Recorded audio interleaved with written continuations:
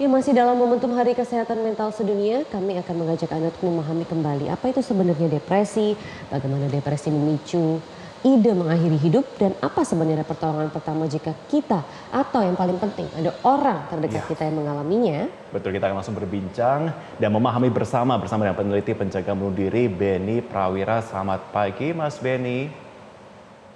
Selamat pagi Marvin, Maria. Iya, terima kasih sudah bergabung bersama kami Mas Beni.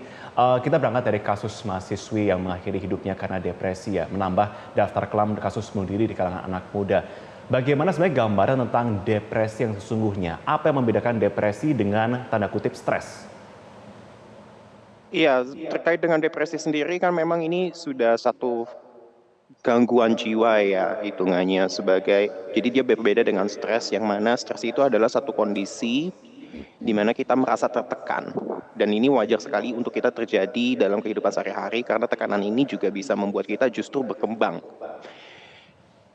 Stres jauh lebih bisa dikendalikan oleh diri kita sendiri. Namun ketika kita kehilangan kapasitas untuk mengendalikan stres ini, dan dia bisa berpotensi menjadi kegangguan jiwa, nah ini yang akhirnya kemudian bisa muncul nih berbagai macam masalah-masalah kejiwaan, termasuk adalah si depresi ini salah satunya. Depresi sendiri juga dia dibentuknya oleh banyak faktor ya, kompleks. Bunuh diri juga sangat kompleks sekali gitu, dari faktor-faktor apa aja, misalnya secara biologis, ada ketidakseimbangan hormon, terus juga misalnya secara psikologis, stres tadi itu terlalu banyak gitu ya, atau mungkin dia punya pandangan hidup yang lebih pesimistik, atau mungkin dia punya kecenderungan traumatik yang mungkin belum dihadapi, yang belum dikelola gitu. Dan secara sosial, bagaimana misalnya kita bicara mengenai apakah ada layanan kesehatan mental untuk mengelola ini semua di sekitar mereka, atau secara sosial sosial ekonomi dia mampu nggak untuk mengakses layanan-layanan itu. Ada orang-orang suportif nggak di sekitar dia supaya dia bisa mengelola stres dan juga membantu dia di masa-masa depresifnya itu. Mas Beni, artinya ketika ia depresi, apakah ia sadar bahwa ia sedang mengalami depresi?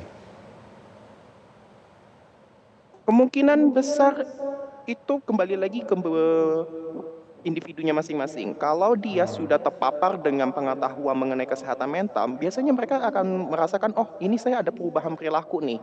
Begitu dia ada perubahan perilaku, misalnya dia merasa mulai, saya nggak minat nih melakukan hobi-hobi saya bahkan gitu, atau ada tontonan yang lucu, saya kok tahu saya harusnya ketawa gitu, tapi saya nggak bisa ketawa gitu, atau misalnya energinya tuh bahkan nggak bisa untuk digunakan untuk bangkit dari ranjang gitu. Nah, ketika dia menyadari hal ini dan sudah tahu misalnya gejala-gejala depresi itu seperti apa, ya dia mungkin akan mulai menyadari gitu. Tapi sayangnya kan pengetahuan mengenai kesehatan mental ini aja bahkan jarang dibicarakan gitu di Indonesia. Jadi memang bisa jadi dia juga nggak tahu kalau dia mengalami depresi, dan dia melampaui hari-harinya, dia pikir ya udah saya lewatin aja dulu gitu. Tapi ternyata kondisinya malah makin memburuk karena tidak mendapatkan pelayanan.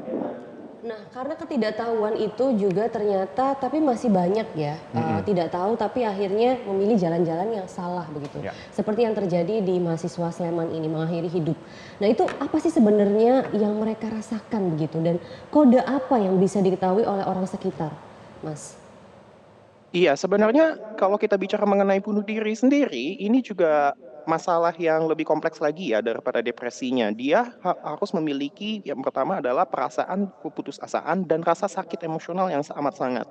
Sehingga memunculkan keinginan untuk mati. Karena keinginan untuk mati itu kan bukan sesuatu yang natural. Hidup manusia dan makhluk hidup lainnya itu datang untuk bertahan hidup gitu. Keinginan paling alaminya adalah bertahan hidup. Kenapa kok tiba-tiba bisa pengen mati? Ya karena ada dua hal ini yang terjadi dalam hidupnya dan membuat dia berpikir, oh lebih baik saya mati daripada saya bertahan hidup. Nah, ketika kedua hal syarat ini terpenuhi dan ternyata tidak ada yang bisa membantu atau memberikan makna kepada kehidupannya untuk setidaknya bertahan, itu akan semakin menguat. Dan ketika dia mendapatkan akses kepada bahaya, hal-hal yang membahayakan, dia akan bisa melakukan pemikirannya ini. Dan memang yang perlu kita perhatikan adalah ini kan sebuah proses ya, dan biasanya memang tidak terjadi dengan cepat gitu. Meskipun ada beberapa kasus Baik, Mas yang Beni. memang mungkin terkesan cepat sekali gitu melakukannya, dari berpikir lalu langsung dilakukan.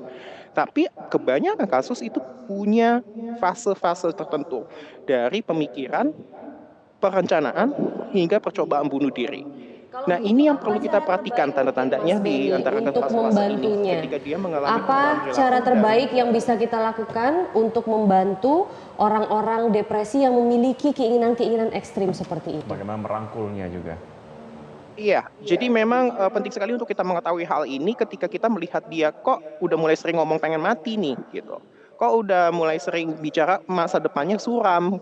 Kok dia merasa bahwa hidupnya itu cuma jadi beban bagi orang lain. Kita perlu dekati mereka, kita perlu datang bukan dengan nasihat atau penghakiman atau menilai pemikiran mereka, tapi kita datang untuk mendengarkan. Apa yang kamu rasakan belakangan ini? Kenapa kamu belakangan ini kok berubah? Kok status atau postingan media sosialmu jadi semakin kelam? Itu untuk menunjukkan bahwa kita peduli. Dan setelah mereka bisa bercerita, baru kita mulai coba ajak mereka untuk melihat apa sih yang membuat mereka bertahan selama ini. Apa yang bisa membantu mereka. Dan ini yang bisa juga dihubungkan ke profesional dan juga lingkaran sosial di sekitarnya dia yang kira-kira bisa membantu. Jadi perlahan-lahan kita ini ya Pendekatan dekati, secara personal. kemudian kita bawa kembali lagi begitu ya ke indahnya dunia, mungkin bisa dibilang seperti itu. Betul Terima sekali. kasih peneliti pencegahan bunuh diri Beni Prawira, semoga perbincangan kita bermanfaat di masih dalam Hari Kesehatan Mental Betul. Sedunia ini. Terima Terima kasih Mas Beni.